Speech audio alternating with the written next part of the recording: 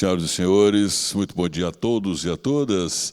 Damos início ao webinário Tradição e Modernidade, as reinvenções criativas da arte em Minas Gerais, que tem por objetivo valorizar a arte, a cultura, a literatura e a gastronomia mineira.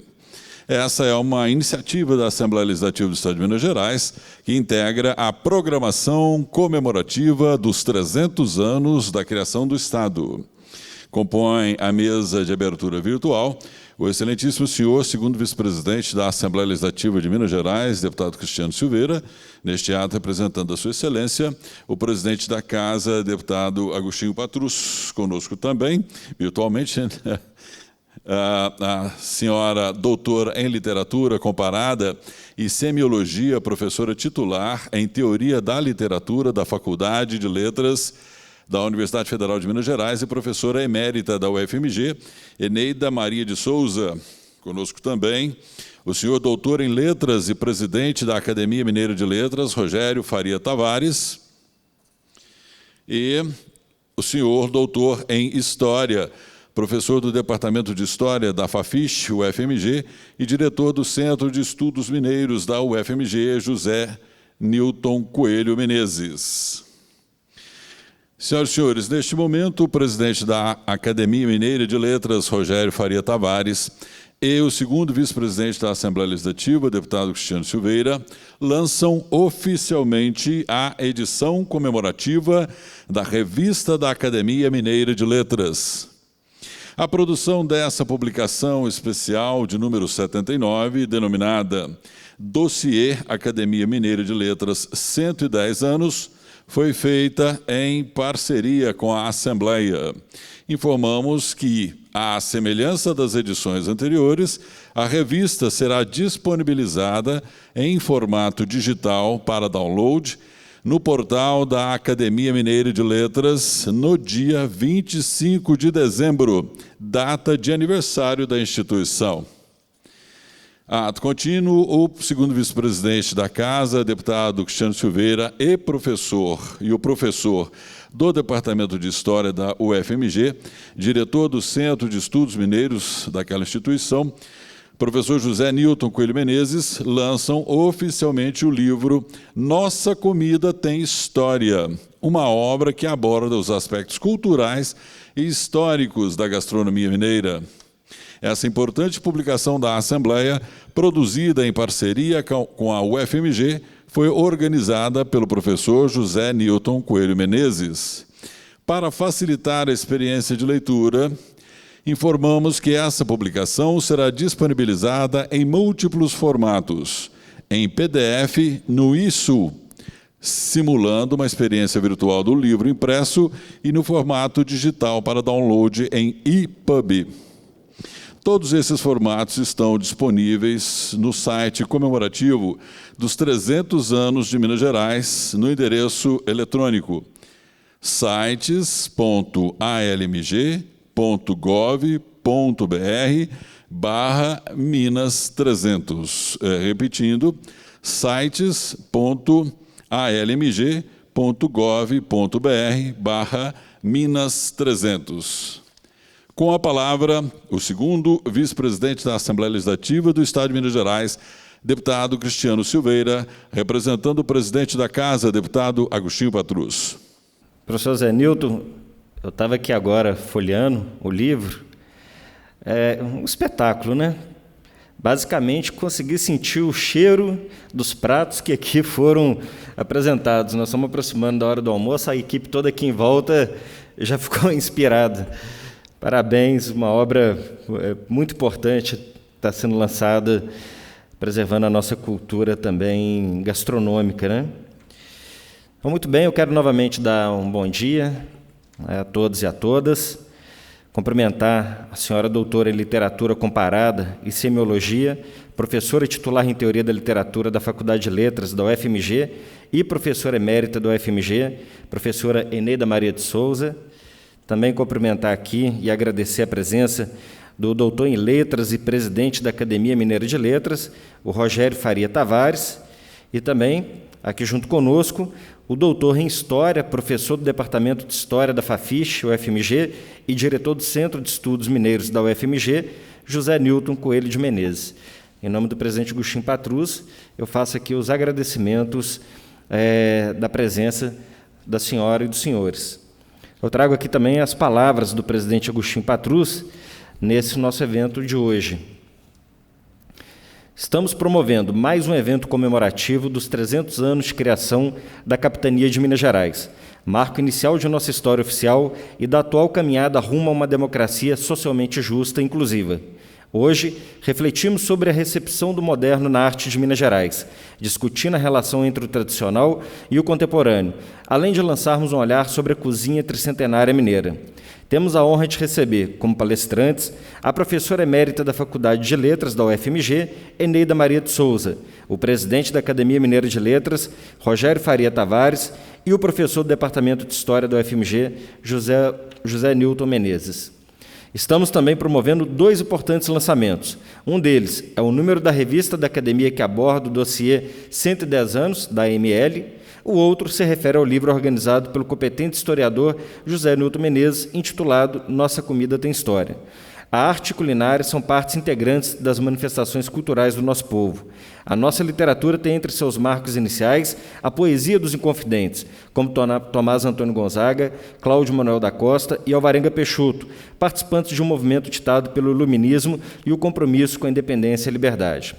Surge no mesmo ambiente em que o barroco é reinventado entre nós, na arquitetura e nas esculturas de Aleijadinho, quando os primeiros núcleos urbanos resultantes do ciclo do ouro se organizam e se desenvolvem.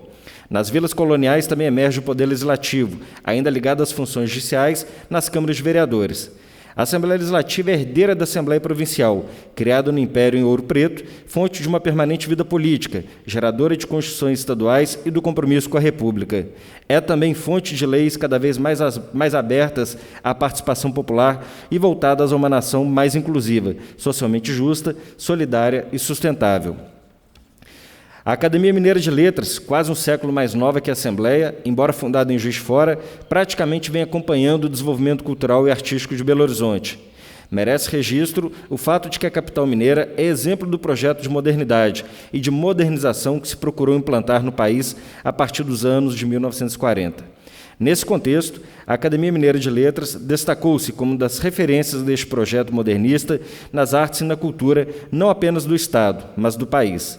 Numa cidade de tantos movimentos e revistas que marcaram o início e a consolidação do modernismo, a academia também se agigantou e hoje reúne nossos mais representativos intelectuais vindos de diferentes áreas do conhecimento.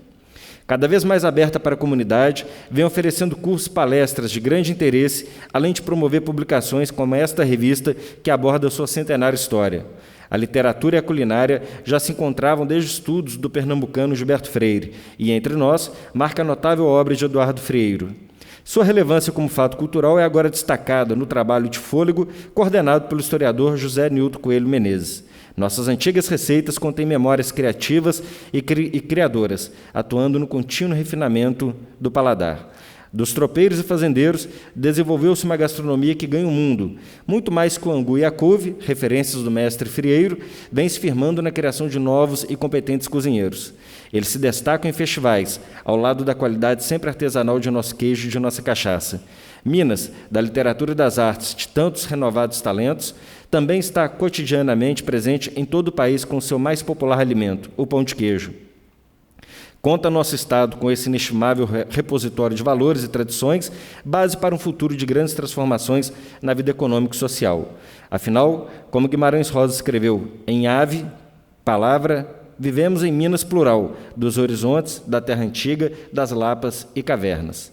É ela também as artes de Deus, do caos, claro, malazarte, conjuradora, adversa ao fácil.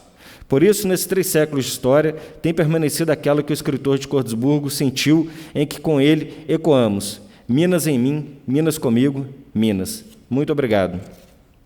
Bem, senhoras e senhores, neste momento, então, daremos início às palestras.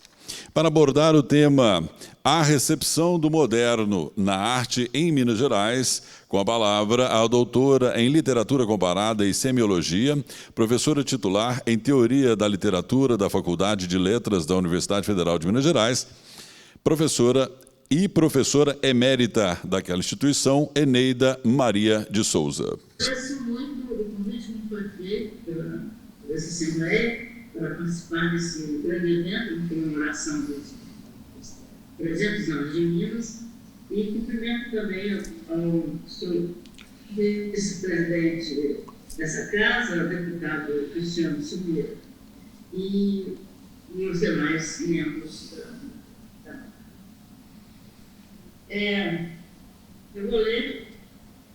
A cultura mineira é dotada de um acervo de inegável qualidade, de tradição humanista cultivada ao longo dos séculos.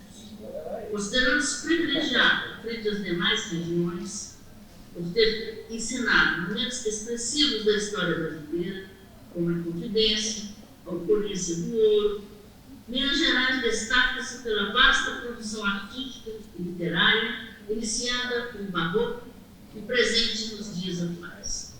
Sua formação cultural, compreendida entre a fase do ouro, do ferro e da agricultura, oscila entre o espírito aventureiro e progressista, apresentado pelas duas riquezas nacionais, e o lado conservador e equilibrado próprio à economia agrícola. No século XVIII, a riqueza gerada pelo ouro modifica a vida urbana de Vila Rica, hoje Ouro Preto, impulsionando a constituição de academias, de arcádias, pela presença de intelectuais e de artistas nacionais e estrangeiros. Época de utopias libertárias dos Inconfidentes e dos poetas árcades, em que se registra o diálogo entre os livros da metrópole e os leitores da colônia, proprietários de bibliotecas e consumidores das ideias iluministas francesas, ao lado de obras proibidas e perigosas. A literatura de Minas Gerais responde, portanto, por princípios que não se pautam pelo pensamento provinciano, mas se solidificam pelo contato com a cultura estrangeira de raiz europeia. O saber religioso, trazido pela colonização portuguesa, impulsionou a criação de igrejas e de instituições na região, como Caraça, além da futura proliferação de colégios e de internatos. Essa educação humanista permitiu o convívio da cultura erudita com a local, do latim com o folclore, da racionalidade com a crença, o que resultou na mitologia do intelectual mineiro como dotado de singular formação. Embora inserido na tradição europeia, soube conservar traços particulares que o distinguem da metrópole. O desenho dessa literatura local não guarda lastro identitário único, é preciso frisar, por resultar da mescla heterogênea de singularidades ligadas ao índio, ao branco, europeu e ao negro, o que comprova a genialidade de muitos de seus representantes. Nomes de escritores consagrados como Afonso Arinos, Bernardo Guimarães, Aníbal Machado, Pedro Nava, Ciro dos Anjos, Guimarães Rosa, Murilo Rubião, Roberto Drummond, Silviano Santiago, entre muitos outros, comprovam a diversidade cultural de um povo e de um modo especial de entender o mundo. Essa literatura, com seu lastro erudito e popular, libertária, conservadora e progressista, revitaliza-se por meio do apelo contínuo de seus leitores. A vocação atávica do escritor mineiro sempre foi o afastamento do lugar de origem e a procura de outros para a realização do exercício profissional. O deslocamento literal e metafórico dos parâmetros modernos, nacionalistas, responde hoje por uma ficção politicamente engajada nos dramas sociais, situados aqui e além dos territórios e dos interesses locais. O estranhamento e decorrência do Estatuto de Estrangeiro conferido aos escritores, ao se encontrarem em constantes processos de dessubjetivação. Diante da inevitável perda de identidade autoral, aliado ao esforço de entender o aspecto heterogêneo e mestiço das manifestações culturais, a literatura afasta-se, portanto, das aventuras imaginárias do passado, pautadas pela nostalgia de uma origem.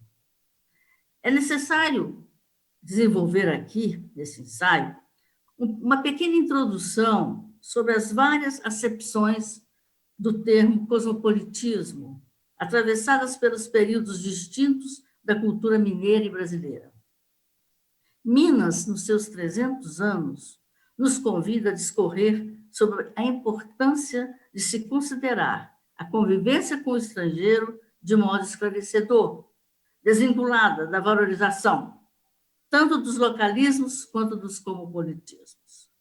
São questões que abrangem um leque de associações da ordem da cultura, das artes e da política. Como interpretar essa relação sem cairmos nas oposições e nas exclusões?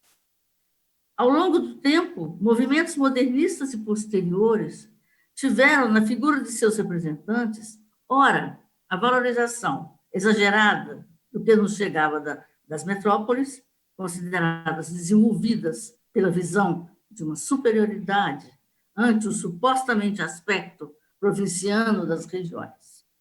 Com essa posição, instituía-se a base para o cosmopolitismo moderno, de natureza iluminista, o qual ignorava as diferenças e impunha-se o princípio de natureza de universalidade pela tentativa de uniformização e de harmonização dos seus componentes. Em virtude da necessidade de superar o atraso dos países periféricos pelo desejo de realização de uma Europa possível nos trópicos, nos primórdios da modernidade no Brasil, pretendia-se a identificação ao cosmopolitismo eurocêntrico, pela imitação do que se processava quanto ao progresso europeu.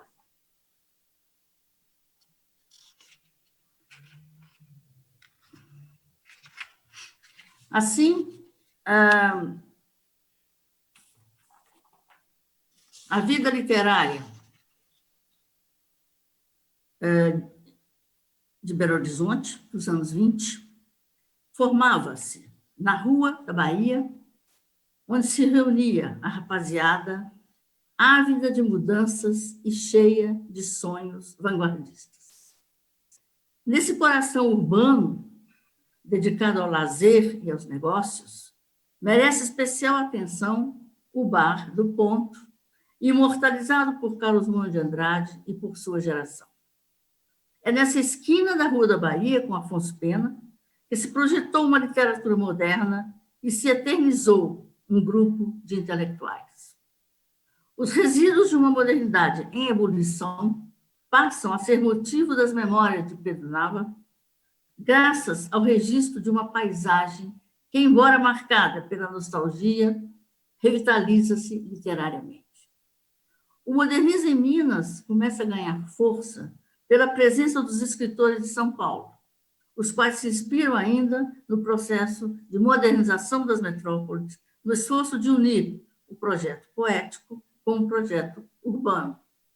Em 24, a caravana paulista visita Minas Gerais e, juntamente com o poeta franco-suíço Blaise Cendrars, parte em direção à tradição artística e histórica do país, justapondo a vanguarda e o barroco, o novo e o velho. Dessa viagem de redescoberta do Brasil e do interesse despertado pela restauração dos bens artísticos, verifica-se a ampliação do conceito de moderno, que se integra à estética barroca como expressão do elemento arcaico, da tradição nativa e do traço de nacionalidade.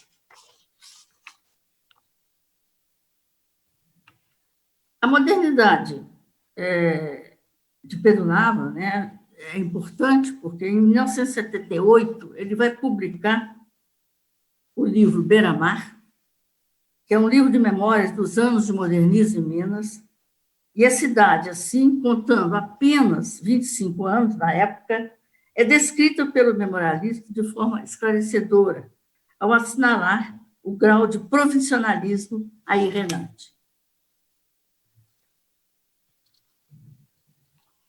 O modernismo viria, portanto, abalar os princípios regidos e rígidos pela tradicional família mineira.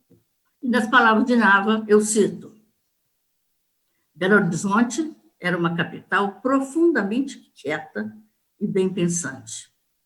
Amava o soneto, deleitava-se com sua operazinha em tempos de temporada, acatava o santo ofício, que censurava por sua conta os filmes, suas moças liam Ardel, Dely, a Bibliothèque de ma fille, a Collection Rose.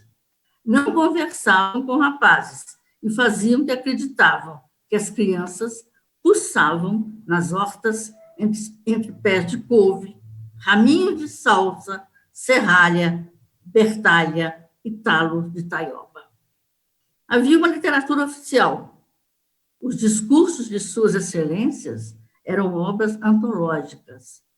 Aspas. Minas é um coração de ouro e um peito de ferro. Minas é um povo que se levanta.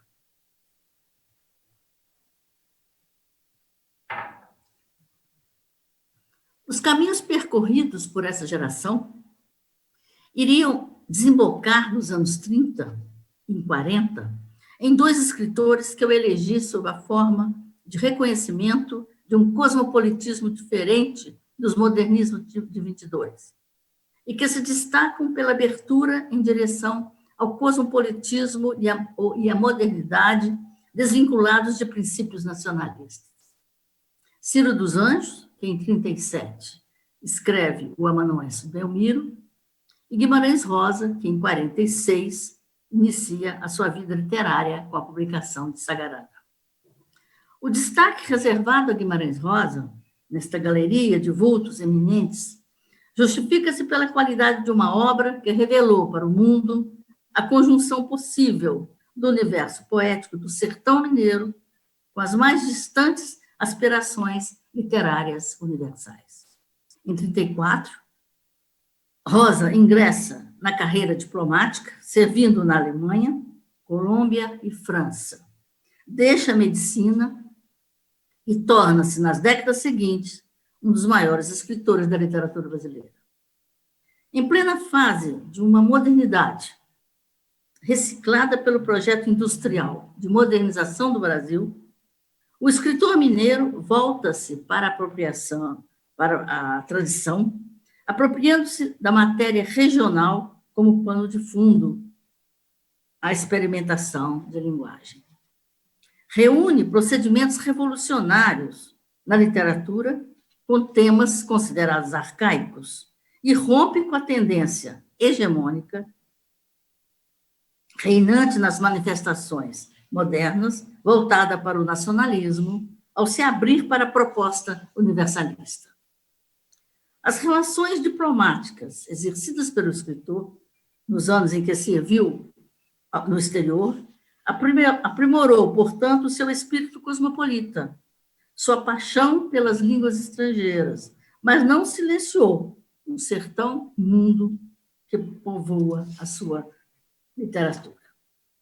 Trata-se, portanto, de uma poética construída com a assinatura do romancista dos sertões, acostumado a transpor fronteiras e a traduzir a sua cultura com a ajuda de outras, de inventar o olhar estrangeiro no seu próprio país e de transportar o olhar nacional para fora. A proposta poética de Rosa, como escritor brasileiro, foge da pecha de regionalista e se liberta dos modelos estrangeiros como matriz de influências.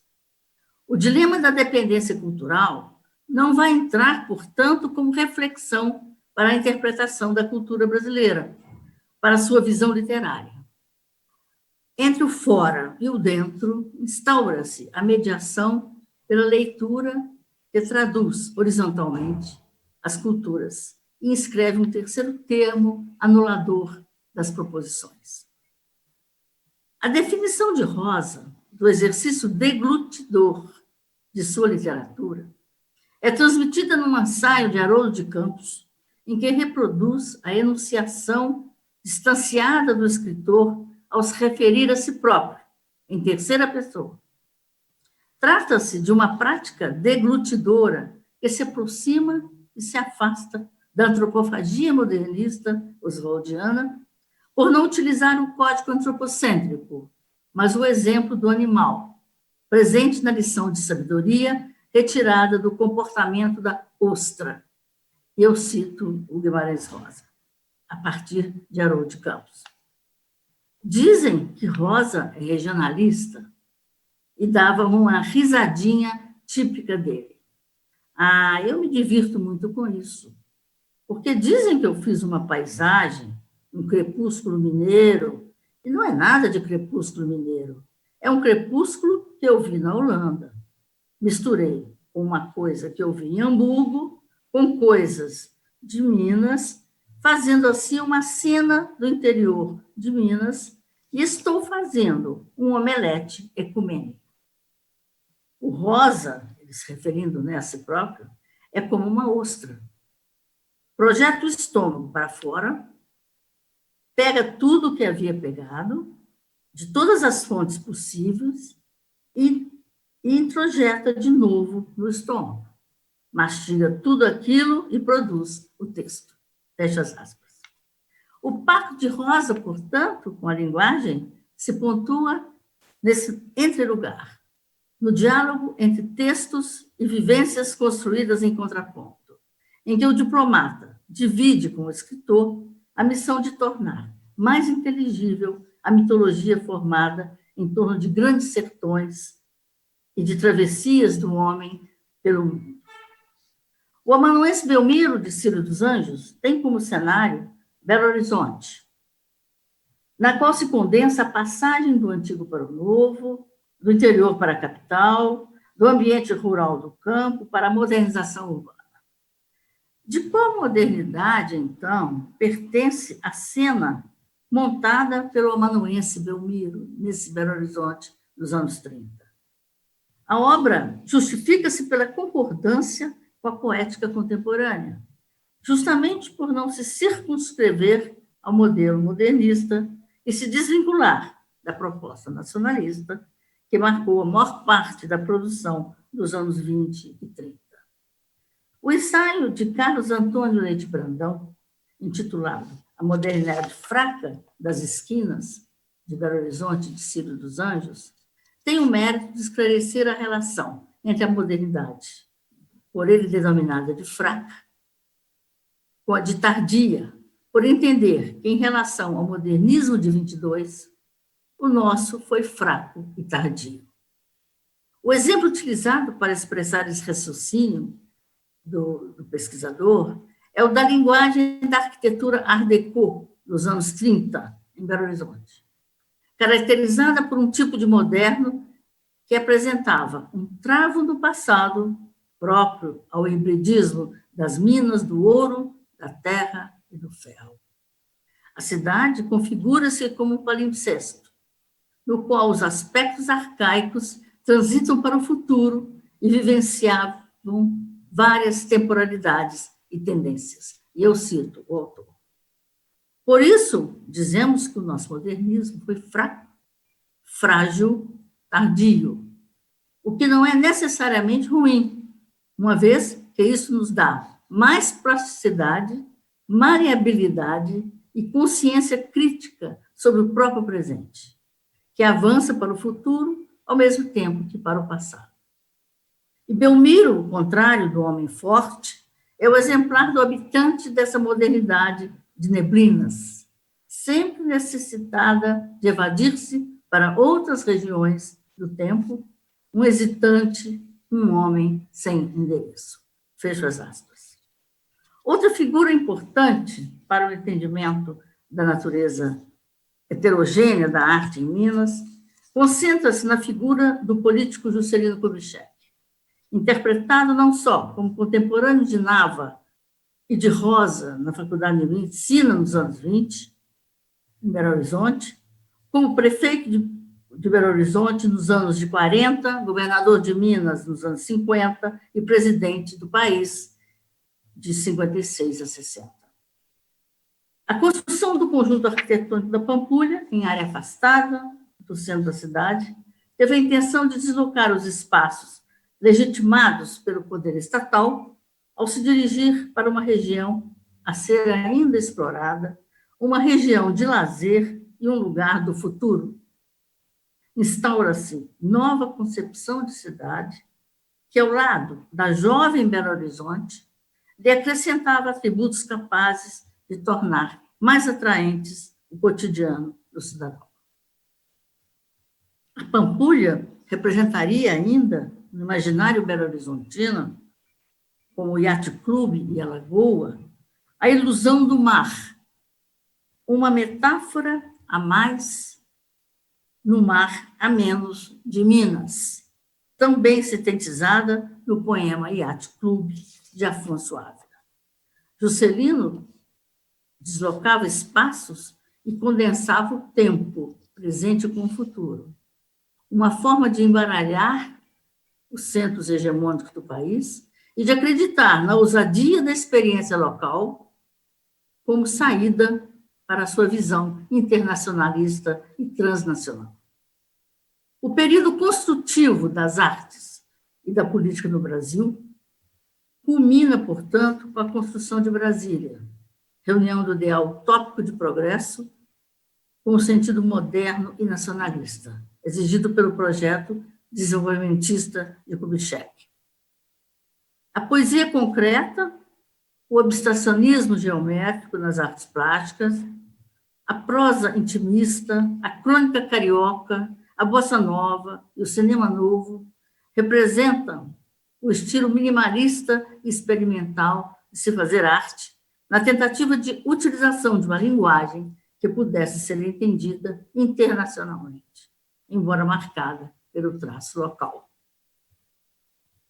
No entanto, a modernização desse projeto de Kubitschek visava um cosmopolitismo ainda voltado para o progresso e em defasagem com as perspectivas artistas da época. Mas soube incentivar a experimentação artística, ainda que esta visava outro tipo de diálogo com o internacional. Nas artes, a proposta progressista torna-se alvo de crítica por parte de seus intérpretes, destacando-se aí Murilo Rubião, que no seu conto O Edifício, obra infindável e sem perspectiva de acabamento, quer dizer, o edifício que não acabava nunca, né? Ou Guimarães Rosa, com o Grande Sertão Veredas, publicado em 56, em que aponta as contradições de um país na luta entre o novo e o arcaico, a violência e a marginalidade. A montagem moderna da cidade de Belo Horizonte, pela reunião heteróclita de elementos díspares, trazia, como não é novidade, a contradição entre a sua forma revolucionária, que igualava as construções dos países mais desenvolvidos, e a realidade social do país, marcado pelo atraso e pela miséria. A euforia que caracteriza o eterno desejo de mudança gerou, portanto, a epidemia do novo no âmbito artístico e político, pelo esforço conjunto de se redefinir o sentido de identidade nacional. A dimensão abstrata da nova estética recusa o figurativismo do automodernismo como forma de composição da paisagem nacionalista e nutre-se do modelo político e artístico do plano piloto de Brasília, considerado um poema concreto instalado no Planalto Central do país. Com a reflexão final deste ensaio, eu retomo a diferença que hoje se verifica nas várias concepções dos cosmopolitismos analisados no início deste texto, por ocasião das mudanças políticas verificadas nos anos 90, com o fim do Estado-nação e da e da proliferação, principalmente em Minas, de outras formas artísticas vinculadas à pluralidade de manifestações instaladas em espaços marginais e fora dos centros hegemônicos. Apenas para a gente ter uma visão desse cosmopolitismo iluminista, né, relacionando com toda a questão desse moderno, o João do Rio, né, durante a Exposição Universal de 1908, no Rio de Janeiro, ele escreveu uma série de crônicas em jornais da época, valorizando o novo tempo que se iniciava, ao eleger as reformas urbanas, a construção do sistema ferroviário como sinais do progresso. E, assim, é sintomática a admiração pelo progresso sob a forma da eletricidade e da luz, seu correlato mítico, não só na modernidade nascente, nos países periféricos, como no discurso das grandes exposições universais. Então, trata-se de uma solução iluminista ao pé da letra, o que ilustra o cosmopolitismo eurocêntrico que eu falei. Ou seja, a importância em inserir o Brasil, né, no concerto das nações. Então, o que se pretende nessa discussão atual, né, principalmente voltado aqui para Minas Gerais, é que grupos de danças, de teatro, de música, de museus a céu aberto, como o Inhotim, cedem lugar ao cosmopolitismo de grupos tanto oficiais quanto subalternos, facilitando o empreendimento de uma perspectiva planetária. As culturas se interagem. A província não se destaca de forma radical da realidade das metrópoles, considerando uma nova geopolítica presente nas manifestações artísticas pela inserção de políticas intranacionais e internacionais. Verifica-se, desse modo, a inserção de diálogos entre comunidades periféricas de Minas e do mundo, numa rede de intenções que supera localismos fechados e essencialismos identitários.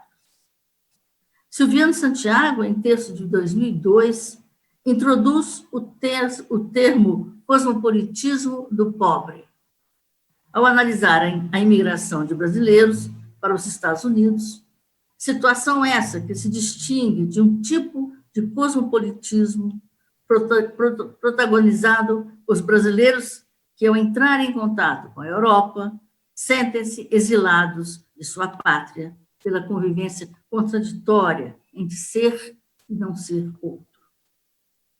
O exemplo de Joaquim Nabuco, no livro Minha Formação, de 1900, retrata a insatisfação do monarquista com o extremo nacionalismo brasileiro, optando pela universalização das culturas. Eu cito: as paisagens todas do Novo Mundo, a floresta amazônica ou os pampas argentinos, não valem para mim um trecho da Via Ápia, uma volta da estrada de Salerno a Amalfi, um pedaço do cais do Sena, à sombra do Velho Louvre, no meio do luxo dos teatros, da moda, da política, somos sempre squatters, como se estivéssemos ainda derribando a Mata Verde. Fecho as aspas. Embora essa posição possa parecer cosmopolita em escala eurocêntrica, o que fica como uma marca dessa posição é ainda a recusa aos nacionalismos fechados, posição bastante endossada por escritores da época em que vivia Joaquim Nabuco. O cosmopolitismo do pobre se associa a uma outra noção defendida pelo teórico indiano Homi Bhabha, considerado por ele como um cosmopolitismo vernacular, ao denunciar a variação existente entre as múltiplas modernidades, acarretando ainda outros cosmopolitismos. Eu cito um autor indiano, Sneha, da Universidade de British Columbia, no artigo Inflexões Subalternas nos Cosmopolitismos Vernaculares, em que ele vai afirmar de uma forma bastante esclarecedora. As modernidades Professora Eneida, Oi. Com licença, é porque na hora que a senhora está levantando a folha para fazer a leitura, a câmera está tampando o rosto da senhora. Ah, tá. Há mais tempo? Não, agora nos últimos segundos. Ah, tá. Então, eu cito aqui esse autor, né, que vai dizer o seguinte: as modernidades discrepantes são os contextos gerais e o cosmopolitismo vernacular. É a direção desse modelo, o qual inclui os marginalizados e miseráveis da terra. Fecho as aspas. E terminando, eu lembro aqui que personagens representativas de Minas que povoam o cenário atual não deverão ser consideradas na sua essencialidade ou situados no lugar fixo, reservado às origens, mas como protagonistas, seja de etnias até então consideradas pelo cânone oficial, seja de outras categorias igualmente desprezadas em épocas anteriores, como a produção artística feminina, negra ou de outra categoria. Milton Nascimento e Fernando Brant já conclamavam, sob a forma de canções, de performances cosmopolitas, a bandeira de uma geração consciente da multiplicidade e da heterogeneidade de sua arte. E eu cito: sou do mundo, sou Minas Gerais. Muito obrigada.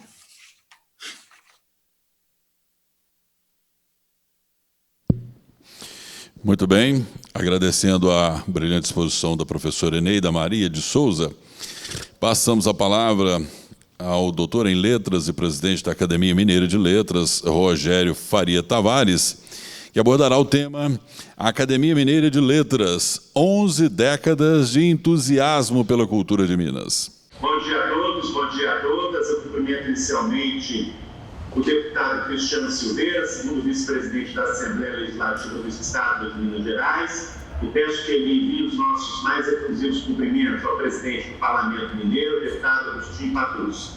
Também cumprimento, deputado Cristiano, a equipe competente, talentosa e altamente qualificada dos servidores da Casa, que ao longo de todo um processo de parceria entre a Assembleia e a Academia Mineira de Letras, prestou um serviço de primeira linha, não é, à cultura do Estado, no processo de edição da revista de número 79 da Academia Mineira de Letras. Esta feliz parceria, encampada imediatamente pelo deputado Agostinho Patrus, resultou num volume de mais de 600 páginas, de cerca de 60 ensaios, não é? E que eu tenho a certeza que contribuirá muito para o leitor mineiro, para a leitora mineira e para todo aquele que se interessa pelas coisas da literatura de Minas. É com grande alegria que eu celebro aqui, não é, a edição dessa revista, que tem capa do acadêmico Carlos Bracha, que tem o texto da orelha, feito pela professora Letícia Malar, emérita e titular da Universidade Federal de Minas Gerais, edição da professora doutora Nair Prata, né, e que é o fruto de um esforço imenso para reunir nestas páginas textos importantes sobre vários autores, sobre várias obras literárias do nosso território. Eu agradeço também, especialmente ao deputado André Quintão, ao acadêmico Patrus Ananias, aos membros do Conselho Editorial da revista, da Academia Mineira de Letras, meus confrades Ângelo Osvaldo de Araújo Santos, Manuel Higino dos Santos e Luiz Gifone, por todo o apoio, todo o empenho, toda a dedicação a este projeto que é vitorioso. Eu quero comunicar ao público, assim como já anunciou o nosso mestre de cerimônias, que o conteúdo desta revista estará integralmente disponível a todos os interessados a partir do dia 25 de dezembro, no site da Academia Mineira de Letras na internet para ampla consulta, para ampla pesquisa, porque é assim que deve ser.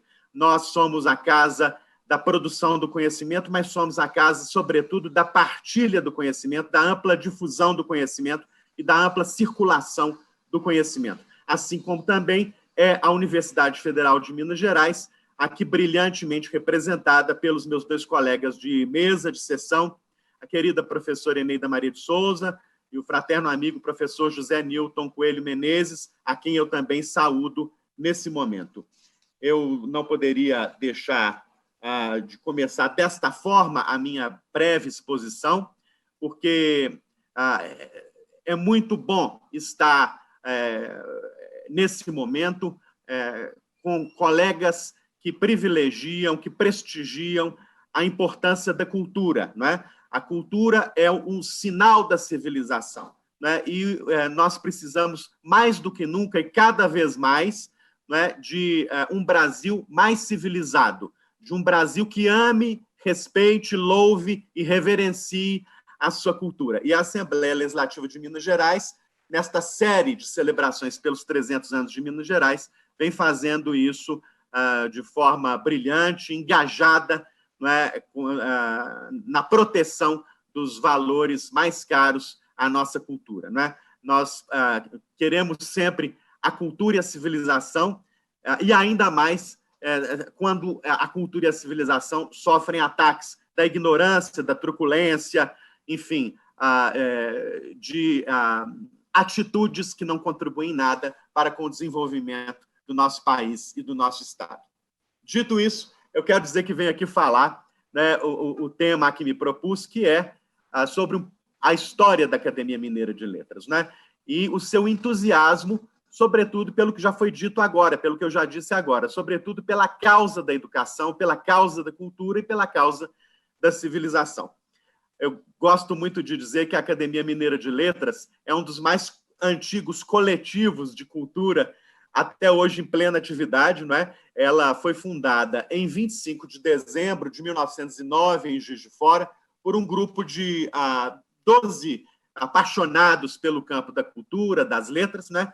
Cujos nomes eu gostaria de mencionar nesse momento como forma de homenageá-los, né, pelo gesto fundador. Foram eles: Albino Esteves, Amanajós de Araújo, Belmiro Braga, Brant Horta, Dilermando Cruz, Francisco Lins, Heitor Guimarães, José Rangel, Lindolfo Gomes, Luiz de Oliveira, Machado Sobrinho e Eduardo de Menezes, que foi o seu primeiro presidente.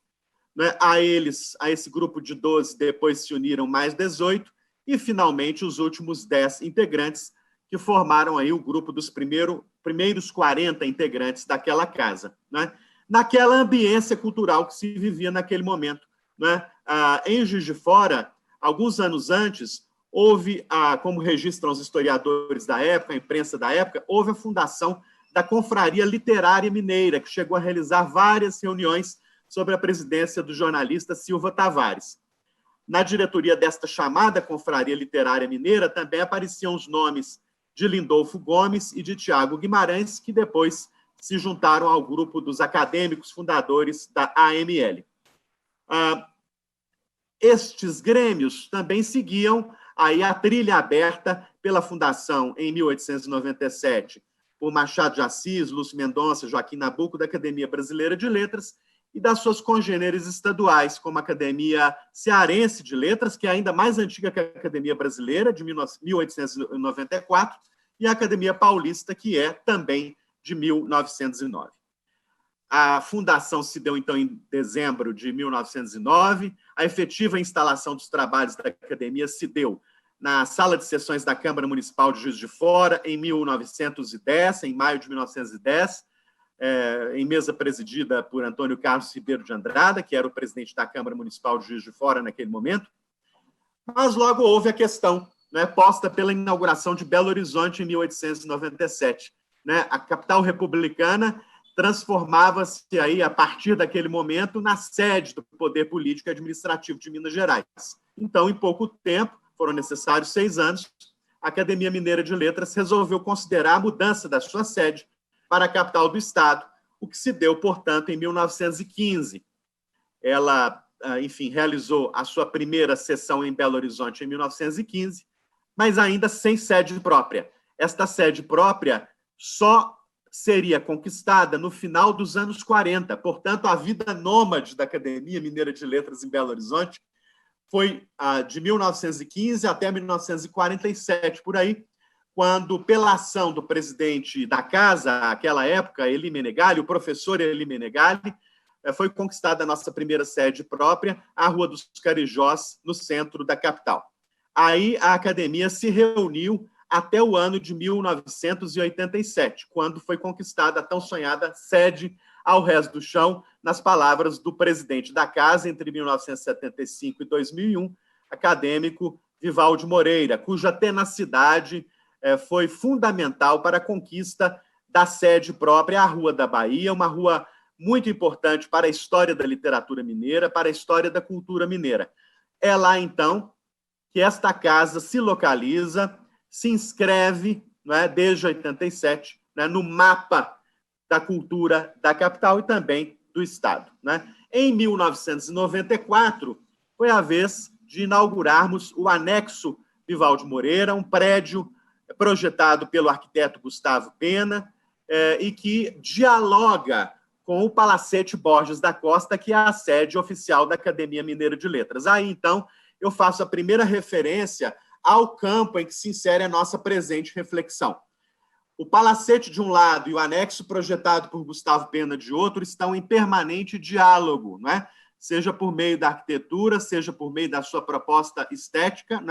São duas construções que conversam, que assinalam que é possível fazer com que a tradição e a modernidade se encontrem até mesmo no território físico da capital mineira. E esta metáfora, que está aí localizada na arquitetura, ela pode ser também empregada para o que se quer fazer na academia, o que se tem feito na academia dos últimos anos para cá. Eu falarei disso com mais vagar, com mais atenção daqui a pouquinho. Antes, eu preciso fazer referência ainda ao que abrigamos na sede da Academia Mineira de Letras, a Rua da Bahia. A Academia Mineira de Letras é, sim, uma confraria, é, sim, um espaço de sociabilidade em torno das letras, das artes e das ciências, não há dúvida disso. É um espaço de encontro, de diálogo, de conversa.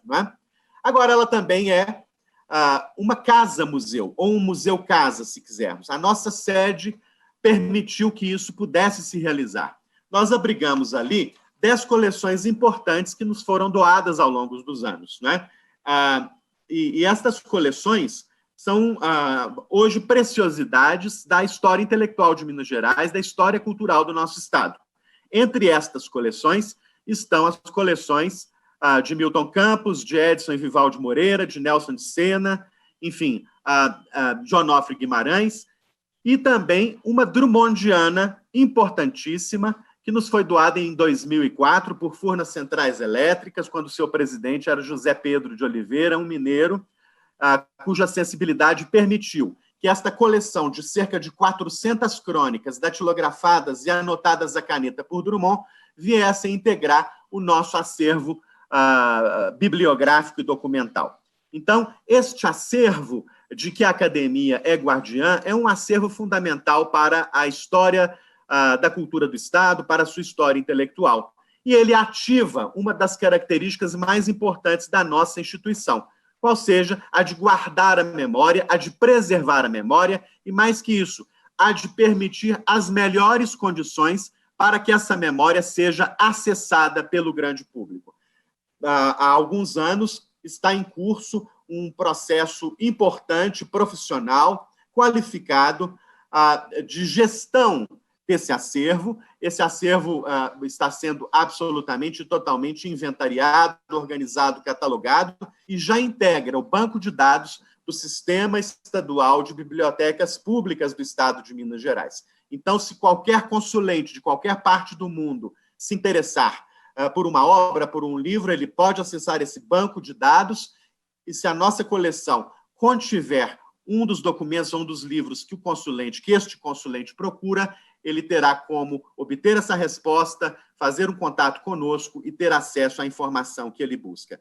Então, a Academia Mineira de Letras não é uma instituição fechada em si mesma, voltada para o seu próprio umbigo. Pelo contrário, ela, por conta de seu acervo e por conta da importância de seu acervo, se constitui hoje também como um importante centro de documentação e pesquisa da história cultural e da história intelectual de Minas Gerais, a exemplo do acervo dos escritores mineiros, brilhantemente erguido no campus da Universidade Federal de Minas Gerais, no bairro da Pampulha, em Belo Horizonte, e a exemplo também de outras instituições fundamentais para a preservação da tradição da cultura mineira.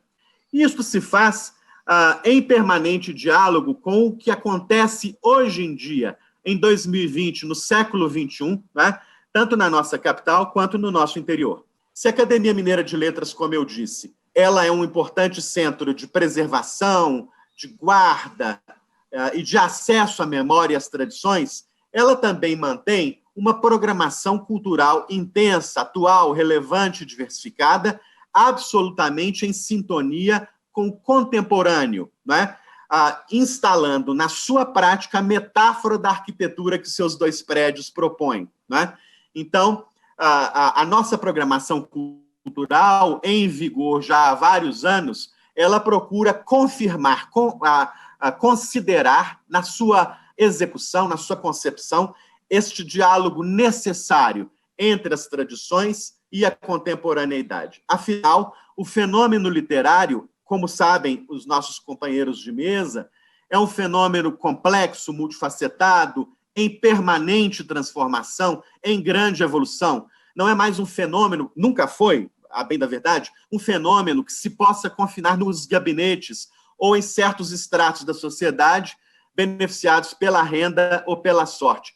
É um fenômeno cuja observação, cuja apreensão, cuja captura exige uma atenção sofisticada, enfim, e absolutamente desprovida de preconceitos de qualquer natureza e de qualquer tipo de restrição temática ou estética, né? É assim que elaboramos a nossa programação cultural. O fenômeno literário hoje, ele não está confinado a certos estratos da sociedade. Ele está em toda parte, ele está em todo canto. Ele está nos centros e está nas periferias.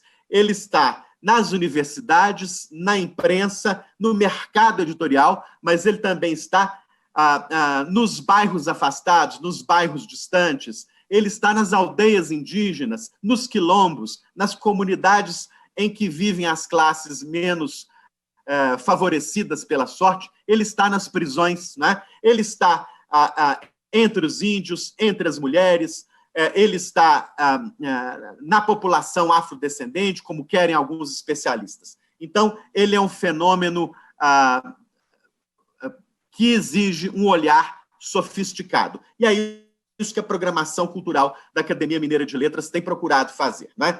Como eu disse, a academia é um acervo, um centro de memória e documentação, um espaço de sociabilidade, ela é também um centro de programação cultural, de oferta de programação cultural. Se fazíamos isso já, como se diz aí na linguagem comum, presencialmente, no nosso auditório na Rua da Bahia, hoje, forçados pela peste, pela pandemia, né, tivemos que fazê-lo virtualmente. Então, graças aos benefícios da tecnologia, foi possível migrar, transportar o vigor dessa programação cultural, antes realizada em nosso auditório, para o ambiente virtual, para a internet, para as nossas redes sociais. Então, desde março, nós hospedamos no nosso canal exclusivo no YouTube, por exemplo, uma programação vasta, intensa, diversificada.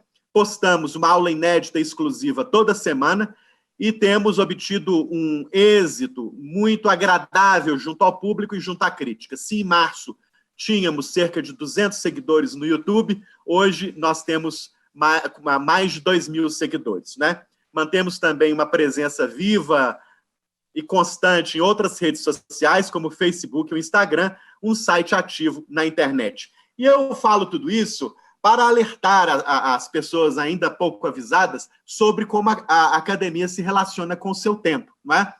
Ela não parou, hora nenhuma, lá em 1909 ou em 1947, quando conquistou sua sede própria, e muito menos em 1987, quando o Brasil ainda nem tinha conquistado a sua Constituição Federal Cidadã, que é a bússola da nossa democracia. Não, ela seguiu acompanhando o seu tempo e as mudanças cada vez mais velozes do seu tempo, né?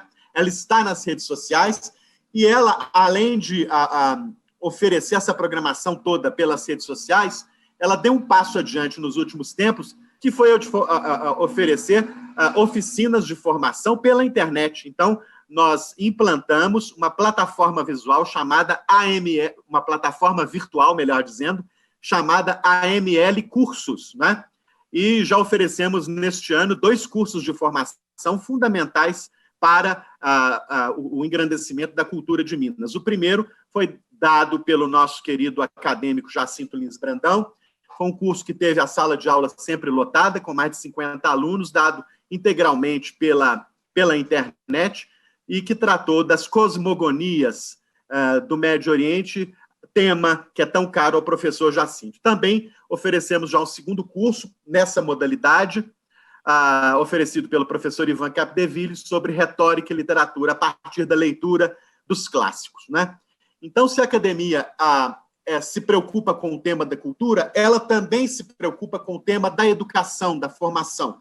Nós não acreditamos de forma nenhuma numa cultura que não lance um olhar privilegiado, atento e sensível para o campo da educação. E prova disso é o apreço que damos, não só na plataforma virtual de cursos, mas também a figura do professor. Afinal, ao longo de toda a nossa história de 11 décadas, os professores foram a presença majoritária, constante e mais expressiva dos nossos quadros sociais. Não é possível contar a história da Academia Mineira de Letras sem mencionar o nome de alguns, pelo menos, dos professores que integraram seus quadros. Eu relembro aqui rapidamente, faço um resumo grosseiro, não é? Dessa lista, relembro os nomes de Abigar Renault, Oscar Mendes, Wilton Cardoso, Hilton Rocha, Aires da Mata Machado, Edgar de Godoy da Mata Machado, Francisco Magalhães Gomes, Ângelo Machado, né? Todos estes já nos deixaram. Faço referência agora aos professores que atualmente integram os nossos quadros sociais, como mais uma prova do apreço da Academia Mineira de Letras pelo campo da educação, pelo ensino e pela educação. Estão nos nossos quadros hoje professores como Caio César Bosque, Amilcar Martins Filho, José Henrique Santos, que lançou agora um livro maravilhoso, Paraíso Perdido, Jacinto Lins Brandão, aqui já mencionado, Vandermelo Miranda, Bonifácio Andrada, Patrus Ananias, José Carlos Brande Aleixo, José Geraldo Vidigal de Carvalho, Maria José de Queiroz e Fábio Lucas. Então, eu queria mencionar estes professores como prova do nosso absoluto e integral apreço pela educação, algo que no Brasil precisa ser cada vez mais prestigiado. E agora eu me permito falar um pouquinho da atuação da minha no campo editorial.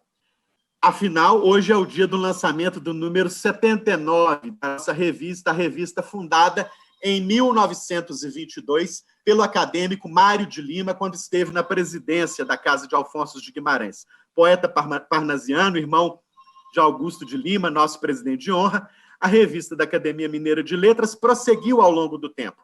Venceu 11 décadas, sempre publicando poemas, ensaios, crônicas, né? E chegando agora ao seu número 79. E aqui, como jornalista, eu anuncio as próximas publicações, os próximos números, né?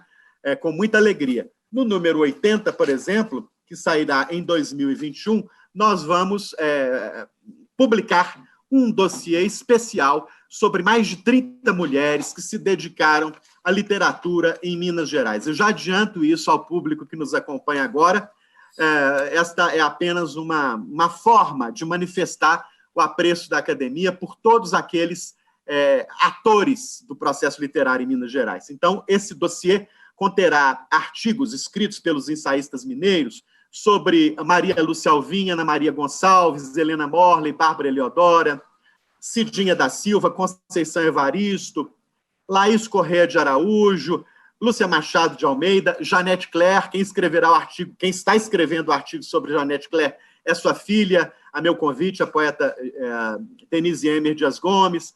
Também haverá artigos sobre Maura Lopes Cansado, Raquel Jardim, Maria Esther Maciel, Maria Julieta Drummond de Andrade, enfim, Beatriz Brandão, além de ensaios dedicados às 7 mulheres que, ao longo de 111 anos, ocuparam assentos na nossa instituição.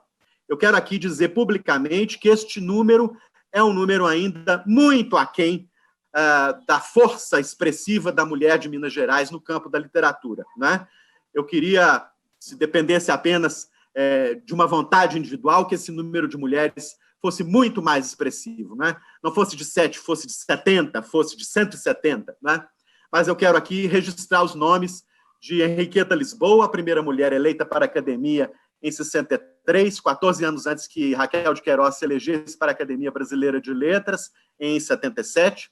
Alaide Lisboa, sua irmã, Maria José de Queiroz, a grande ensaísta, professora, enfim, Lacir Schettino, e as 4 que hoje residem em Belo Horizonte e que estão conosco, as 3, Carmen Schneider Guimarães, Ieda Prates Pernes e Elizabeth Renault. Né? A revista de número 80, portanto, fará esse necessário e sempre bem-vindo dossiê sobre essas mulheres que fazem a literatura de Minas Gerais. E a revista de número 81 conterá, já está sendo providenciada, conterá um dossiê importante, expressivo, volumoso, sobre as literaturas africanas em língua portuguesa, num gesto da academia em direção ao chamado campo da lusofonia. Então, sob coordenação minha e da professora Nazaré Soares Fonseca, teremos aqui esse dossiê integrado por mais de 30 ensaios sobre as literaturas africanas em língua portuguesa. Afinal, é uma das nossas missões promover a língua portuguesa, seja a língua portuguesa falada no nosso país, seja aquela falada nos outros países que compõem essa comunidade de falantes. E a revista da academia, se até hoje existe em papel, e eu gosto muito que ela continue existindo em papel, ela também agora está sendo digitalizada, né? A sua coleção está sendo digitalizada para que o seu acesso possa ser cada vez mais amplo, gratuito e facilitado. Mas eu defendo ainda, e falando uma última palavra sobre a revista da academia, eu defendo ainda o objeto livro em papel, né? Eu quero que, ao lado do livro digital, continue a existir o livro em papel como objeto palpável, né? Por quê? Porque eu acho muito importante que este símbolo da civilização humana continue a ser visto pelas cidades, pelos espaços rurais, enfim, pelos espaços pelos quais nós nos deslocamos, como um testemunho da civilização, do que a nossa espécie foi capaz de levantar no campo da cultura. O livro é este símbolo, esta metáfora do legado cultural que as gerações que nos precederam foram capazes de construir e de levantar. E por uma razão também muito importante, né, para que o hábito da leitura seja cada vez mais disseminado em todos os espaços que o ser humano for capaz de habitar. E a circulação do objeto livro, físico e palpável, por esses espaços é fundamental, né? Então, nós queremos que a revista da Academia Mineira de Letras continue também a ser editada em papel, nem que seja para dar esse testemunho. Eu quero ir finalizando aqui, eu já falei por 26 minutos, eu quero ir finalizando aqui a minha participação, né, fazendo uma breve referência ao modelo que a academia segue, né, o chamado modelo francês. A nossa casa acolhe, sim, os prosadores e os poetas, aqueles que se dedicam à produção literária estrito sensu, digamos assim, né, mal falando, né, mas nós também acolhemos ali as mulheres e os homens interessados no campo da cultura, sejam eles filósofos, artistas, cientistas, médicos, homens e mulheres de Estado, né, de que são exemplos Milton Campos, Oscar Dias Correia, Edgar da Mata Machado, Pedro Aleixo, Tancredo Neves, Juscelino Kubitschek, né? Porque esta comunhão de espíritos é muito importante para o avanço da nossa civilização e, sobretudo, para simbolizar o apreço que temos pelo diálogo entre diferentes. E é assim que eu vou encerrando a minha participação nos meus 3 minutos finais, né? A academia é a casa de convivência fraterna, suave, elegante, entre opostos. Nós temos lá amigos, confrades, acadêmicos que, enfim, são adeptos das mais diversas ideologias, crenças, enfim, têm trajetórias diferentes, estilos diferentes, preferências e gostos estéticos variados, e esta é a riqueza da Academia Mineira de Letras, né? A convivência entre opostos, entre divergentes, entre contrários, é isto que dá vida e dá sentido a uma confraria em que se preza a inteligência. E a inteligência humana só é refinada quando ela lida com os seus opostos, com os seus contrários, né? Nós não queremos uma casa de um consenso fácil e pouco sofisticado. Nós queremos uma casa do debate, sempre sofisticado, que preze pela pluralidade, pela diversidade, porque assim é Minas Gerais, como já muito bem falou antes de mim a professora Eneida Maria de Souza. Minas é plural, Minas são muitas, Minas não é uma voz só. Minas é uma polifonia de vozes. E a Academia Mineira de Letras, sempre que está ao seu alcance fazê-lo, promove este encontro de vozes, seja na sua programação cultural, seja nas páginas da sua revista, seja quando elege este ou aquele intelectual para integrar os seus quadros. Eu quero, assim, finalizar a minha participação no meu tempo, né, o tempo regulamentar de 30 minutos, agradecendo mais uma vez a esta Assembleia pela liderança das celebrações em Minas Gerais dos nossos 300 anos, né? Que venham os próximos 300 anos. Muito obrigado a todos. Bom, agradecemos aí a brilhante exposição do doutor Rogério Faria Tavares e passamos a palavra ao professor do Departamento de História da Fafiche, UFMG, e diretor do Centro de Estudos Mineiros daquela instituição, José Nilton Coelho Menezes, que abordará o tema Minas e sua cozinha mais que tricentenária, vasculhar o quintal e desejar o que ele não tem. Bom dia a todos. Eu gostaria também de iniciar saudando o deputado Cristiano Silveira e, na sua pessoa, o deputado Agostinho Patrus, presidente da Assembleia Legislativa de Minas Gerais. Gostaria também de fazer um agradecimento duplo à Assembleia, né? Primeiro, por ter me convidado a organizar o livro, Nossa Comida Tem História. É um trabalho que foi muito prazeroso e auxiliado, né, por uma equipe maravilhosa de trabalho, que é a equipe da Assembleia Legislativa. E também agradecer pelo convite de participar desse webinário, Tradição e Modernidade, as reinvenções criativas da arte em Minas Gerais, em companhias tão ilustres e bacanas da professora Eneida Maria de Souza e do Rogério Faria de Tavares, presidente da Academia Mineira de Letras. Eu gostaria de expor a imagem, a técnica que pode me ajudar. Essa imagem é uma imagem de Thomas Zender, desenhada e aquarelada pelo desenhista viajante por volta de 1817, e apresenta-nos a perspectiva de ver os quintais das casas em um primeiro plano, na então renovada cidade de Mariana. Mostra aquilo que Auguste de Saint-Hilaire narrou como, cito, jardins sem ordem e sem simetria, onde vêem-se laranjeiras, bananeiras, pessegueiros, jabuticabeiras, algumas figueiras e alguns marmeleiros. Cultivam-se também couves, alfaces, chicória, batata, algumas ervas medicinais e flores.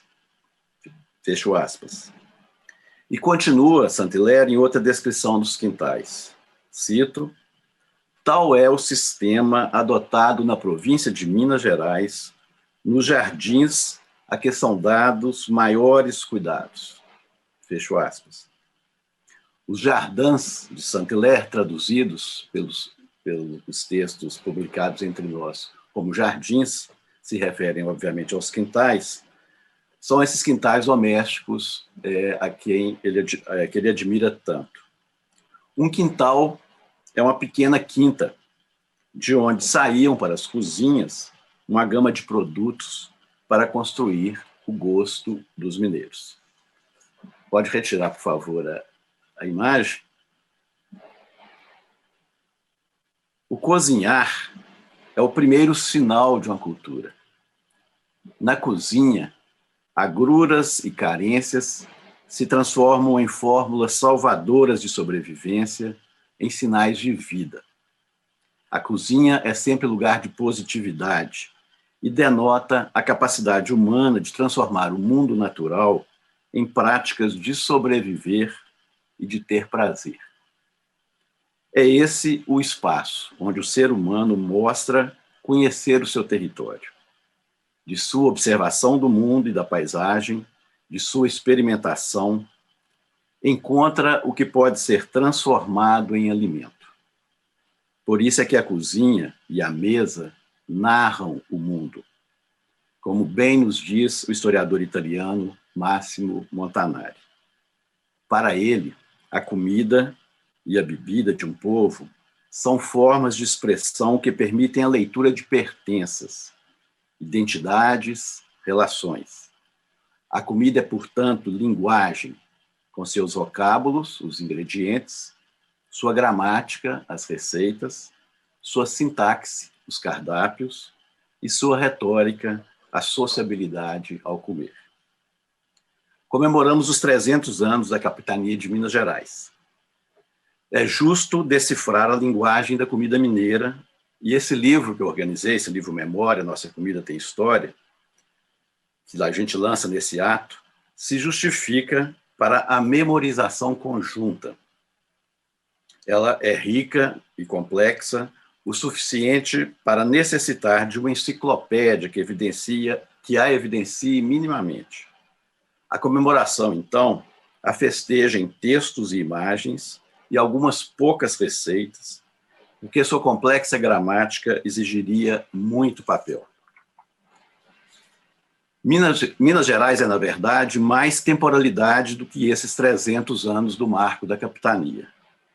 É uma Minas de São Paulo e Minas do Ouro, uma Gerais do Rio de Janeiro, São Paulo e Minas do Ouro, e é, antes disso, muitos territórios de ameríndios que a cultivaram e tiraram dela sua comida.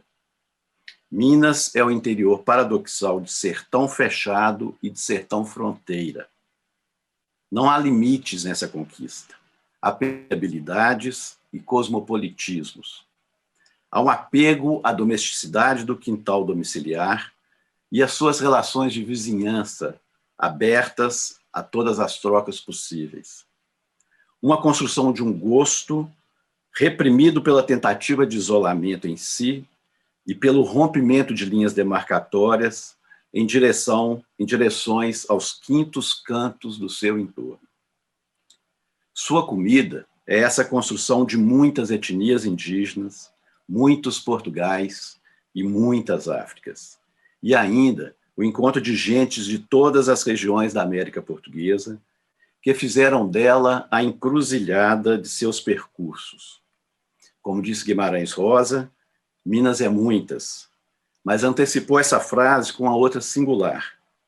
Seu orbe é uma síntese, uma encruzilhada. Fecham aspas.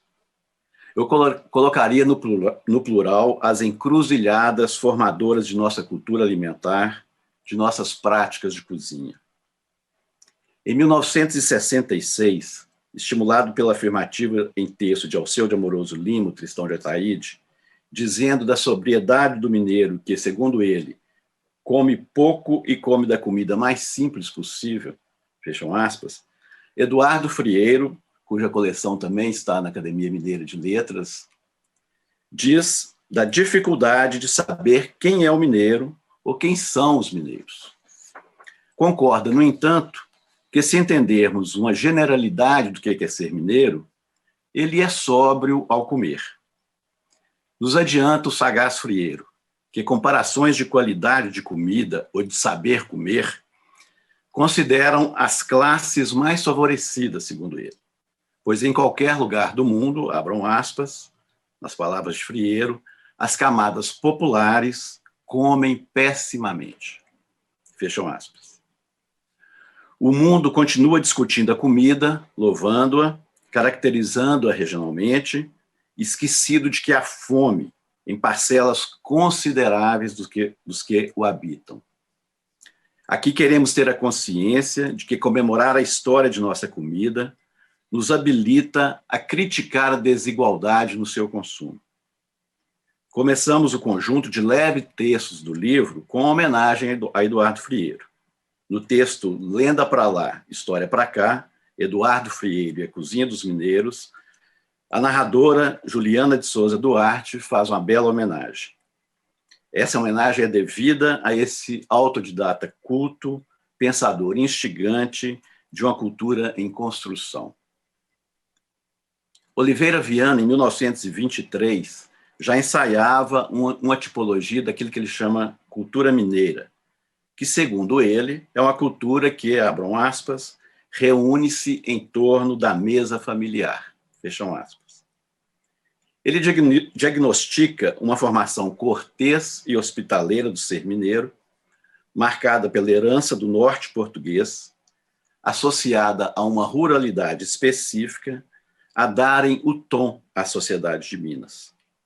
O autor parece influenciado pela leitura da narrativa de Augusto de Saint-Hilaire, como mais tarde também Frieiro está influenciado por essa narrativa. Saint-Hilaire observou uma, segundo ele, polidez simples e afetuosa na hospitalidade mineira.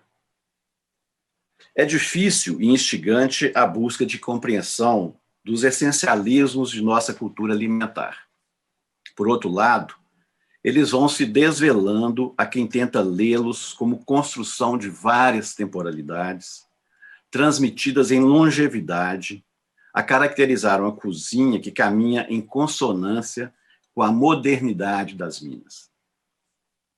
A mesa familiar e o fogão a lenha são elementos constitutivos de uma cozinha acolhedora, e no nosso livro, Edson Pujatti nos escreve o fogão a lenha e o ambiente caseiro de fazer comida, em que nos apresenta essa longa e enraizada formação, apegada à origem, mas com um olhar para o futuro. Mulheres se impõem na historicidade de nossas práticas alimentares, índias, africanas, portuguesas, sertanejas. Se de início escondidas na domesticidade dos quintais e das cozinhas, tornam-se aparentes nas formas de transformação, no aprendizado e no saber fazer. Este vai se mostrando rico e diverso e impõe formas específicas de cozer e de pôr à mesa. Formas urbanas e cosmopolitas, na simplicidade de mostrarem-se. No nosso Comida Tem História, Simvaldo Espírito Santo Neto exalta receitas do feminino em Saco Vazio Não Para em Pé. Ele nos fala das relações de mães, avós e tias, na transmissão dos virtuosismos sempre renovados. Nossa mesa também é do açúcar. Com ele, mineiras e mineiros brincaram e brincam com suas heranças. Brincadeira com sobriedade e parcimônia, com açúcar na medida. Nossa doçaria transita entre os vários reinos que nos colonizaram, misturando-os em receitas de criatividade, respeitando-as e as renomeando, dilatando em gosto por frutas doadas por nossos quintais. Saint-Hilaire também ressaltou em sua narrativa o gosto dos mineiros pelos doces de frutas e o seu exagero em açucará-los. Já Sérgio Buarque de Holanda narrou a característica frutífera variegada dos doces de Minas. Amanda Geraldes, no nosso livro, em O Doce é Festa, sobre o açúcar e o celebrar, nos confeita com doces e pudins e vai na origem da domesticação da cana e de seu ouro branco, celebrando saberes em festas açucaradas. E de festas e de festivais, inclusive os de gastronomia, Minas se farta e se reconhece. Mantém o ouro branco não mais em excessos, para que ele não seja a morte branca, Desde o século XVIII, vozes se levantam contra o açúcar por duas razões básicas. Pela famigerada escravização de humanos em sua fatura e produção e pelo exagero em seu consumo.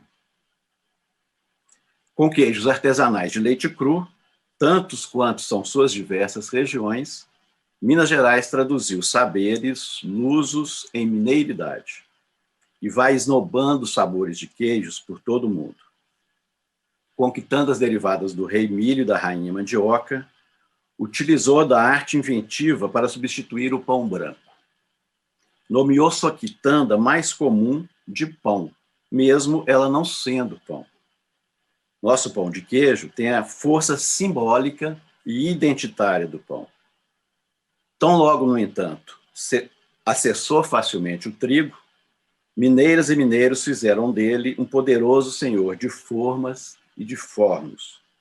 Misturou tudo, construiu gostos alimentares. Carolina Figueira, no texto que escreveu para o livro, nos faz refletir sobre essa construção do gosto. A comida mineira sabe a quê? Ela nos indaga. Saber e sabor são palavras gêmeas, nos demonstra. Esses vocábulos da linguagem comida transmitem engenhosidade e prazer. Prazer nada comedido. Duas coisas que o mineiro vai nomeando. A sobriedade no comer é negada na construção negada na construção diversa dos gostos. Para compreender a comida são necessários os 5 ou 6 ou mais sentidos. Como quer Michel Serres, abram aspas, a sensação inaugura a inteligência. O homem saboreia.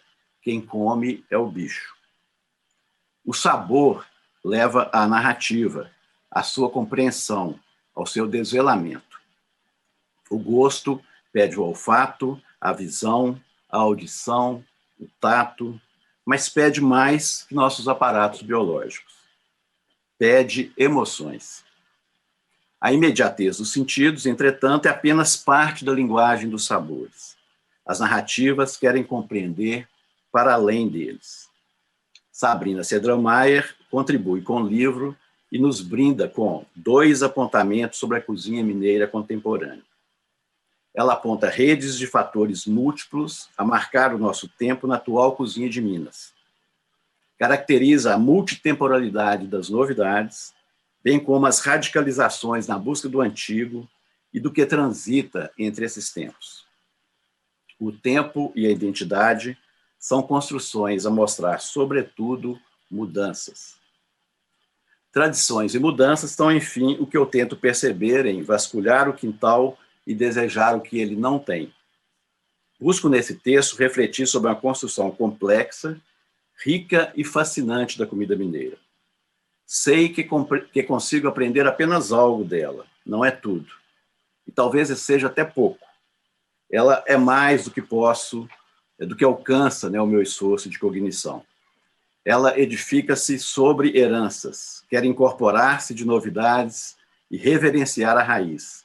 Ela não nega nenhuma outra comida para se construir.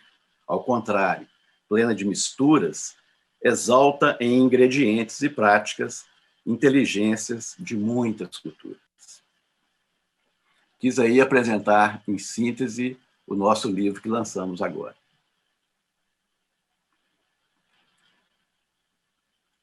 Queria dizer que o eixo do livro é uma afirmação categórica que faço de que a comida mineira não é invenção da fome. É construção de fatores múltiplos e é marcada pelas possibilidades das diversidades de gentes, de práticas e de ingredientes, e também não se restringe a uma civilização do milho ou da mata. É isso e muito mais. Há explicações paradoxais acerca da construção da nossa comida. E há controvérsias que são interessantes de serem pensadas. Centradas muitas vezes na premissa da fome, algumas interpretações são contrapostas a dados documentais e a estudos históricos que não evidenciam crises de carência, mas, ao contrário, testemunham crescimento popular, diversificação de uma economia pujante de abastecimento interno e multiplicidade de práticas alimentares. Tais explicações, com base na carência, a meu ver, devem ser revistas à luz da pesquisa histórica. Eu busco, na premissa das diversidades de ingredientes, de práticas alimentares e de encontros culturais, a possibilidade de pensar a comida mineira na perspectiva da riqueza estrutural que lhe dá conformação de linguagem identitária e de gosto tradicional. No tempo, o gosto, a identidade se transmitem e se constroem, repletas de novidades e de contemporaneidades, como convém a toda tradição. Há no Brasil uma vertente interpretativa e ensaística que tenta compreender as comidas regionais com pesquisa, acervo documental muito restrito e autores e fronteiras muito marcadas. Confundem a identidade como delimitadora, como rótulo essencial e não como uma construção histórica.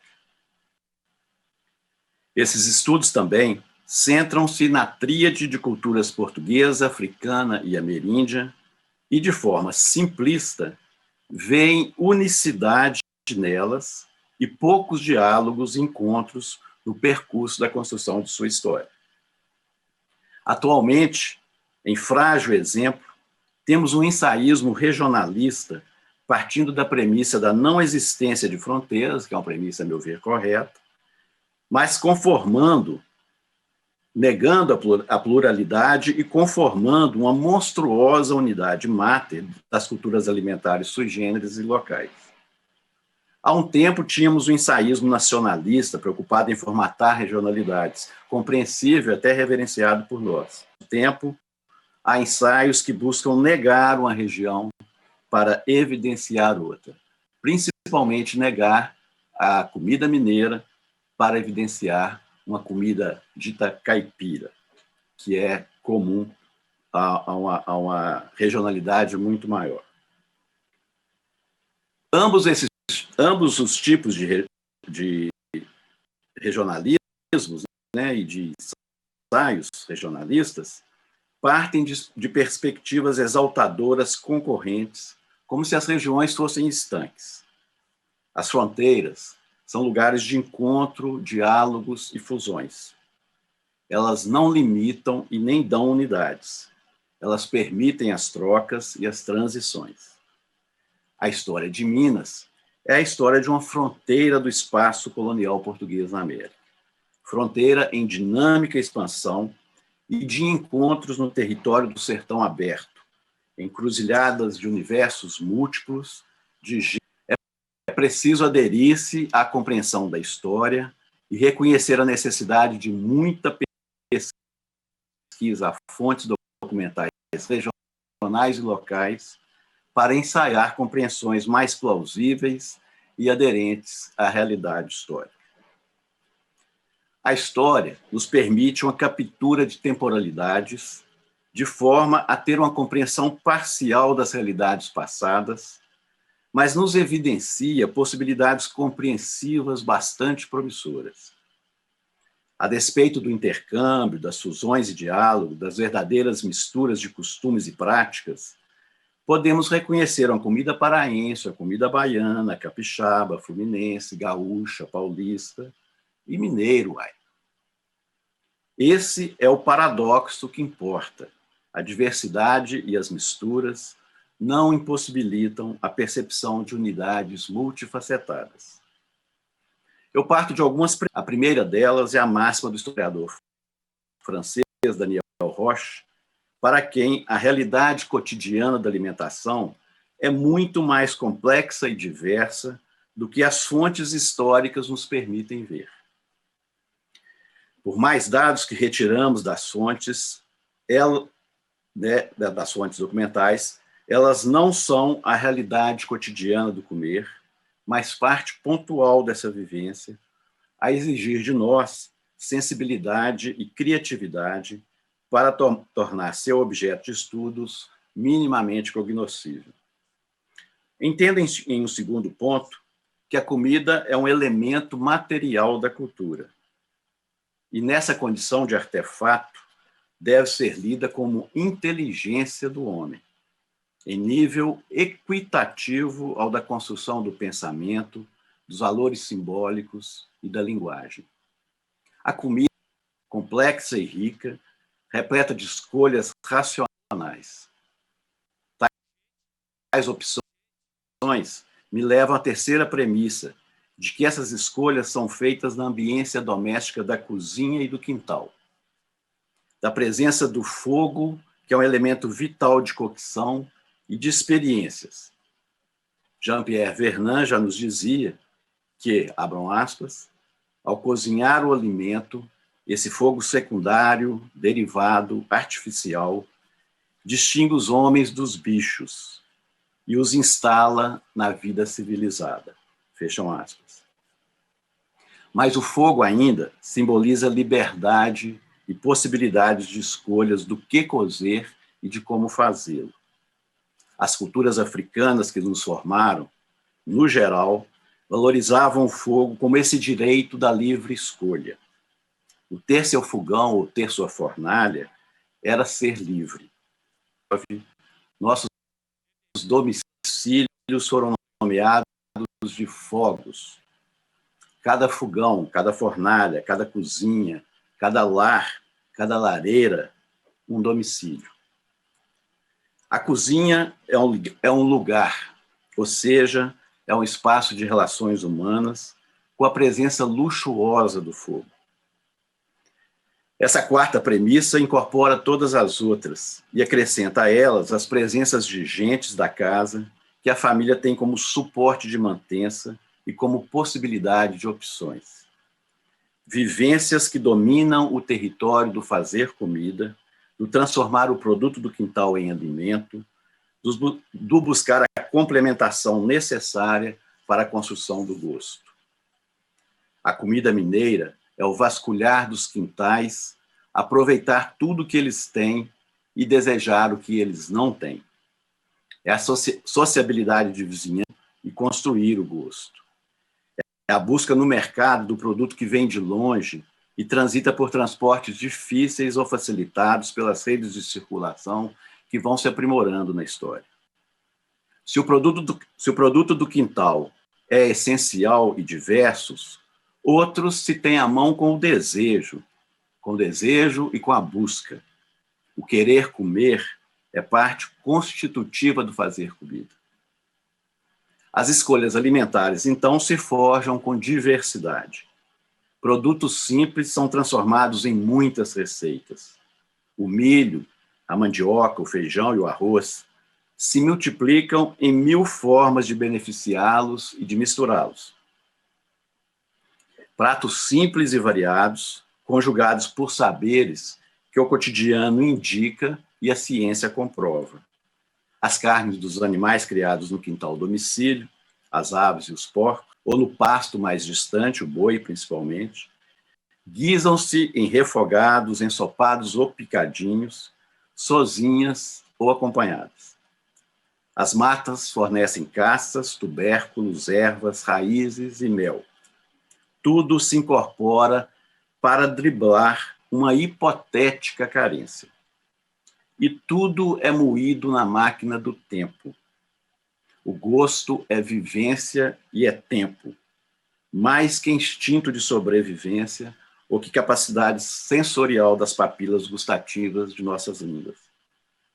O tempo e suas fusões, a conjugar a natureza, a physis e as escolhas historicamente constituídas. Na prática, conservamos os ingredientes e valorizamos a maturação em suas diversas formas e valorizamos também os doces para manter no tempo o que não temos o tempo inteiro. A tradição media tudo como um liame de teia, uma rede agrupada nos seus nós e estendida nos fios soltos. É uma tessitura de permanências tranquilizadoras, mas também de mudanças inquietantes. A cozinha é o experimentar com segurança e com coragem.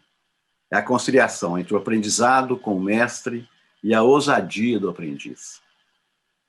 A tradição é transmissão. Assenta-se no passado, atende o presente e despreocupa-se com o futuro. Dá uma reviravolta na carência e aproveita a fartura.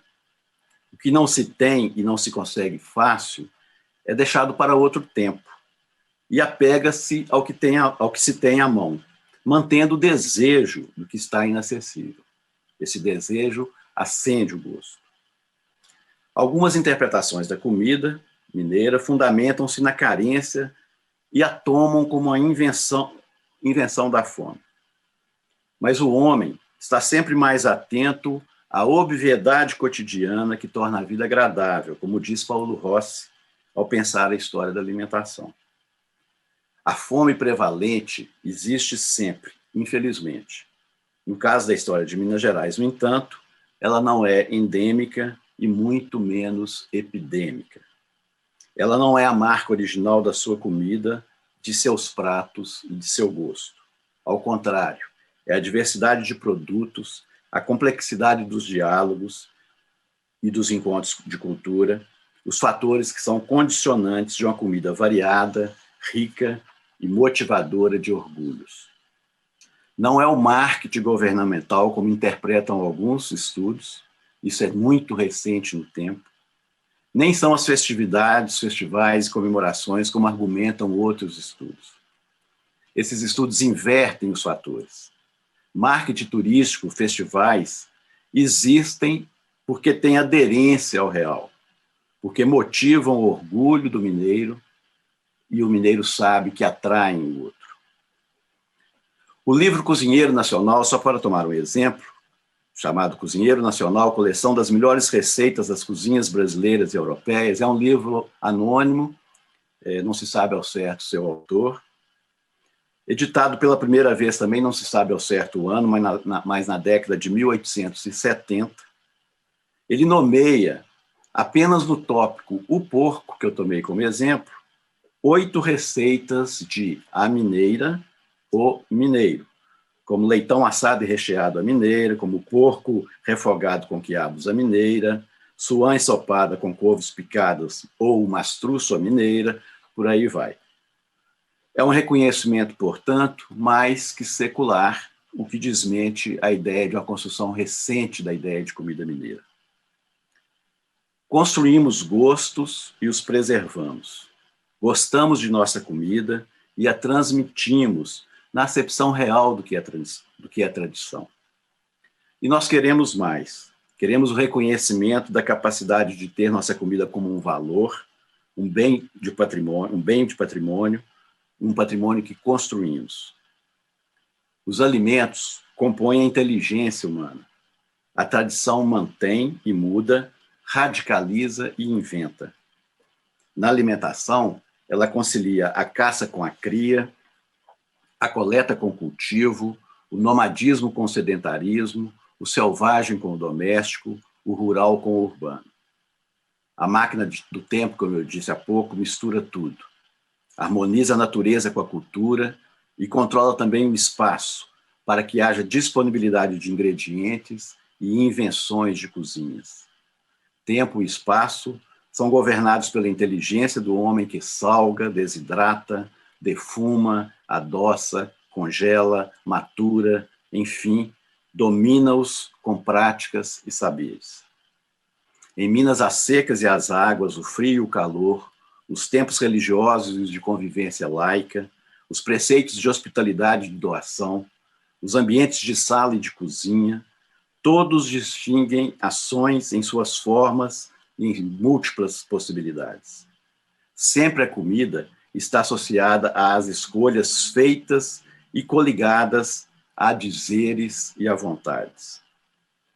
Nosso gosto alimentar e nossa comida não são apenas para se mostrarem, são para constituírem pertencimentos. É possível aprendê-los em compreensões. Suas aderências ao nosso viver evidenciam de forma clara o que comemos e o que somos. Recentemente, nossa capital, uma urbe que mistura todas as Minas, foi reconhecida como cidade criativa da gastronomia. Apenas mais uma evidência do quanto as práticas e os costumes alimentares traduzem o prazer do mineiro por sua mesa, a identificação com a sua comida.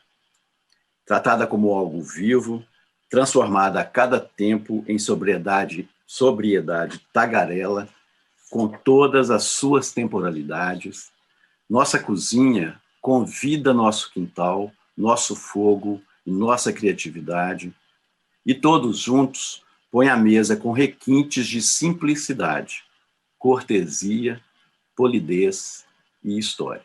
Muito obrigado.